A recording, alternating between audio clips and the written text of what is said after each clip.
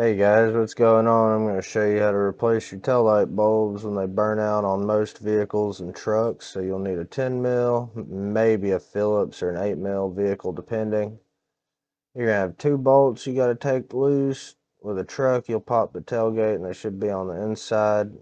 Depending on how long it's been since this housing's been pulled off, they may be stuck.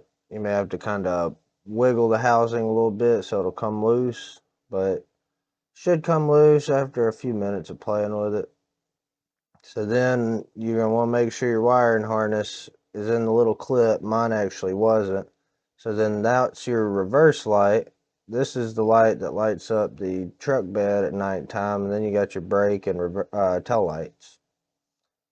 So to remove them, you're just going to twist them. They're going to have little grooves that pop in, and the actual brass pieces down in there may be corroded. You may have to clean them.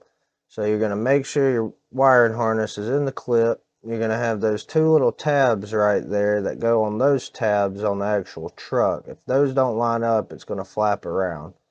And your bolt holes will be lined up like you saw right there, and you're good to go. Hope you enjoy.